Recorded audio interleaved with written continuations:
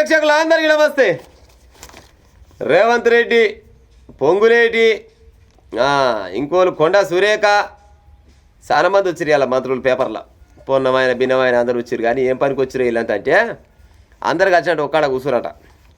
కూర్చొని మనం రోడ్డు మీద పడొద్దు, అందరు జర ఇనూరి, మన మంత్రివర్గము రోడ్డు మీద పడొద్దని ముఖ్యమంత్రికి రేవంత్ రెడ్డి అంటే చెప్తున్నట. అనవసర విషయాలకు రాధాంతం వద్దు, ప్రజలు ప్రతిపక్షాల్లో సులగన కావద్దు, మనం రోడ్డు మీద పడద్దు. మీరు మంచి వాళ్ళు అయితే ప్రజల కాడ ప్రతిపక్షం కాడ ఎందుకు సులకన అవుతారు? చక్కదానంగా కేసీఆర్ దింపి మిమ్మల్ని ఈ చేతిలో పెట్టిరు రాష్ట్రాన్ని. మీకు మీరే ఆగమవుతారు. కానీ మిమ్మల్ని నాగం చేసిండా?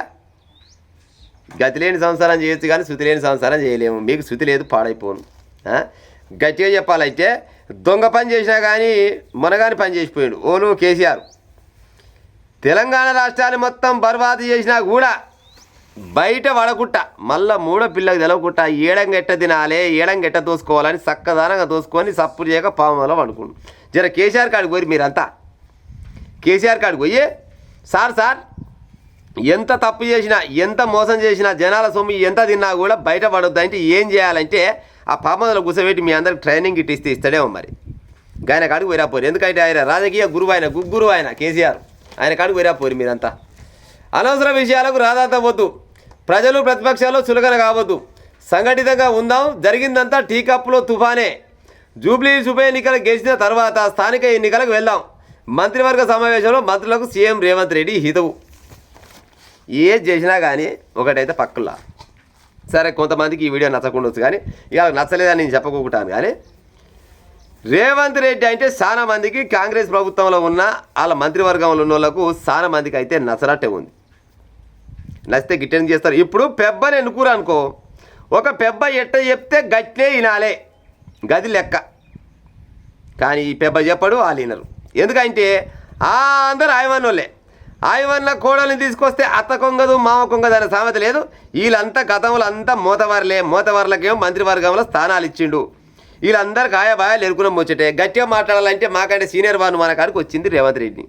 రేవంత్ రెడ్డి ఏమో పాడైపోని కేసీఆర్ మీద ఇంత పెద్ద గుండాలేసి ఆ నోరు చేత పట్టి ఎట్టో అట్లా రాజ్యాన్ని తెచ్చుకొని చేతిలో పెట్టుకుండు. కానీ నేను తెచ్చినా అంటే నీ ఒక్కంది కాదంటూరు. నేను ముఖ్యమంత్రి నాయనంటే అయితే కావచ్చు, మేము మంత్రులు మీరు ముఖ్యమంత్రి అంతే. మాకంటే ఒక్క అక్షరం ఎక్కువ ఉంది నీకు, అంతకంటే ఎక్కువ లేదు అనే కాడికి వచ్చింది. చిన్న దానికి గొడవలే. పొంగులేటి శ్రీనివాసరెడ్డిది ఓ గొడవ ఉంటుంది, మళ్ళీ పోతే ఆయన పొన్నం ప్రభాకర్ది ఓ గొడవ ఉంటుంది, కొండ సూర్యకది ఓ గొడవ ఉంటుంది, అడ్డూరు లక్ష్మణ్ది ఓ గొడవ ఉంటుంది, బట్టి విక్రమార్కది ఓ గొడవ ఉంటుంది, కోమరెడ్డి వెంకరెడ్డి రాజగోపాల్ రెడ్డిది ఓ గొడవ ఉంటుంది. మరి మీ లెక్క గతంలో 10 సంవత్సరాలు కూడా కేసీఆర్ ఏలిపోయాడు ఈ తెలంగాణ రాష్ట్రాన్ని. ఆయనకు కూడా మంత్రివర్గం ఉన్నది. అవతల పార్టీలో గెలిచినోడిని తీసుకొచ్చి కూడా తీసుకొచ్చి కూడా మంత్రి పదవి ఇచ్చి 10 సంవత్సరాలు 5 సంవత్సరాలు చక్కదానంగా ఎల్లదీసి ఉపాయం చేసిండు. లంగ పని చేసినా దొంగ పని చేసినా కానీ బయట పడద్దు బిడ్డ, మనం జనాల సొమ్ము తింటేందుకు వచ్చినాం రాష్ట్రానికి, గద్దలెక్క పిక్క తిందాం కానీ ఎవరికి అందినట్టు ఆడ పిక్క తినడు కానీ బయట పడకూరని కేసీఆర్ గాల చెప్పింది. కాబట్టి చక్కదనంగా పని చేసి ఊసురు. ఇవాళ అందరూ మీ పార్టీలో గెలిచిన వాళ్ళే కదా. ఇప్పుడు అవతల పార్టీని తీసుకొచ్చి కండవ కప్పి అలాగైతే మంత్రి పదవి అయితే తీయలే కదా ఇప్పుడు ఉన్నదా ఇట్లయితే. మరి అంతా మీ పార్టీకి గెలిచిన వాళ్ళే. మరి ఏమెక్కడ మీ అందరికి పొంతన కలుస్తలేదు, పొత్తులు కలుస్తలేవు, తినొస్తలేదు. తిందామంటే పాడైపోయినా అవి ఏమంటారు కదా, తిన్నావు కానీ గబ్బులు చెప్తా ఉన్నారు. గబ్బులు చెప్తే నలుగురికి ఎరకైపోయా, ఇంకా లొల్లి అవుతా ఉంది. గొడవలు ఏంటికైతే వీళ్ళకు గొడవలు ఏంటికైతే. ఇప్పుడు మంత్రివర్గం మంత్రులు అయ్యి దగ్గర సంవత్సరం అయితే అయినట్టుంది. స్టార్టింగ్ నుంచి అయితే వీళ్ళంతా మంత్రులు లేరు కదా, కొత్త శాఖలు అయితే నిన్నమన్నా కొంచెం అయితే పెంచిండు. చాలా రకాలుగా రాష్ట్రంలో ఉన్న పంచాయతీలు అన్నీ పక్కకు పెట్టి ఎంతసేపటికి ఇలా పంచాయి మరి వీళ్ళ పంచాయతీల మీద పడి రాష్ట్రాన్ని ఏం చేద్దామనుకుంటారు చెప్పు. చాలా రకాల హామీలు అయితే ఇచ్చారు కాంగ్రెస్ ప్రభుత్వం వాళ్ళు. చాలా రకాల హామీలు ఇచ్చారు. హామీలన్నీ ఎట్ట నెరవేరాలి, అన్నీ కావు. ఇచ్చిన హామీలలో ఒక 1% అన్న నెరవేరాయా అని ఆలోచన పడాలి. జనాలు ఎట్ట ముందర పడతారు, మేము ఎట్ట ముందర పడాలి. రేవంత్ రెడ్డి ఏం చెప్తాడు, ఇంకా 10 ఏళ్ళ దాకా నేనే ముఖ్యమంత్రిని అంటాడు. మేమనడు, నేనే ముఖ్యమంత్రి అంటాడు ఈయన. మరి మీరే ముఖ్యమంత్రికి ఉండాలంటే మరి గిసోటి పని చేసుకుంటే అవుతుండొచ్చునా? గిసోటి పని చేస్తే అవుతుందా? ఎప్పుడు చూడు పంచాయి, ఏమిటికైతే అంటే ఎవరు చెప్పారు మన సమాధానం. గట్టిగా మాట్లాడితే టీ కప్పుల తుపానే అంట. మరి టీ కప్పుల తుపానేనా? మరి గింత పెద్దలు ఇల్లు ఎందుకు అవుతుంది? రోజు పేపర్లకు ఎందుకు వస్తారు మరి వీళ్ళంతా? వీళ్ళకి చెప్పది కోల్లేడు. వినరా? వీళ్ళకి చెప్పది కొవ్వలు లేడు కాబట్టి ఇంకో గిట్ట పంచాలు అయితేనే ఉంటాయి. నేను మొన్న కూడా చెప్పినా, మళ్ళీ ఇవాళ కూడా చెప్తున్నా, కాంగ్రెస్ పార్టీని ఓడగొట్టే దమ్ము ధైర్యం ఈ భారతదేశంలో ఎవరికీ లేదు, ఒక కాంగ్రెస్ పార్టీ పెద్దలు తప్ప. ఇంకో గా పెద్దలే గీ పెద్దలు. విన్నరా? గా పెద్దలే గీ పెద్దలు. మీకు ఈ తెలంగాణ రాష్ట్రంలో కేసీఆర్ నియంత పోకడ పోతున్నాడు, కేసీఆర్కు తగిన గుణపాఠం చెప్పాలని రాష్ట్రాన్ని మీ చేతిలో పెట్టిరు. ఇక ఆయనకంటే రోగి తప్పిన పని చేస్తటే గుర్తుంది చూడకపోతే.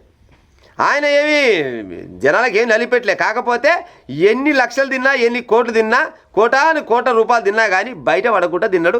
ఇప్పుడు బయట పడుతున్నాయి. బయట పడ్డంత మాత్రాన్ని కేసీఆర్ నేను పెరికేదే ఉంది కానీ కేసీఆర్ని ఏం చేసే అంత సినిమా లేదు. ఎందుకంటే కేసీఆర్ బయట పడేసి ఈ మంత్రివర్గంలో ఉన్న వాళ్ళంతా, ఈ ఎమ్మెల్యేలు అంటే ఎమ్మెల్యే దగ్గర పోతున్నారు పాడైపోరు. కానీ ఈ మంత్రులకు, ముఖ్యమంత్రికి కేసీఆర్ని ఎన్నో రకాల మాటలు అన్నారు.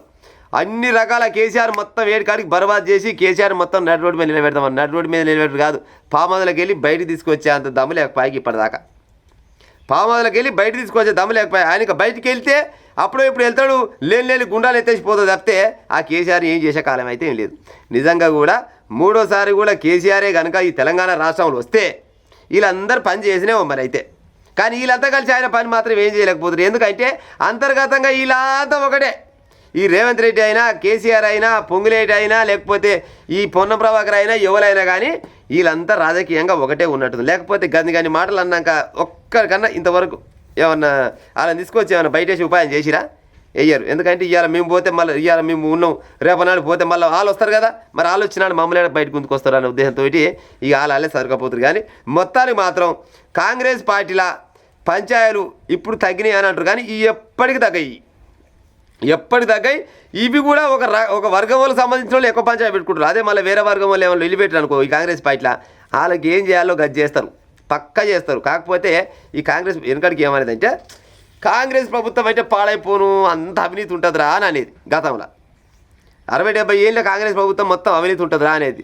లేదు, అవినీతి ఏముండదు, ఇందిరమ్మ రాజ్యం వస్తుంది అనే ఉద్దేశంతో ప్రజలంతా ఇందిరమ్మ రాజ్యానికి కాంగ్రెస్ ప్రభుత్వం చేతులు పెట్టారు. ఇది ఇందిరమ్మ రాజ్యం కాదు, రేవంత్ రెడ్డి రాజ్యం అన్న కాడికి వచ్చింది. ఆ రేవంత్ రెడ్డి ఏమైనా చెప్తారంటే రేవంత్ రెడ్డి చెప్పినా వీళ్ళు పాడైపోను.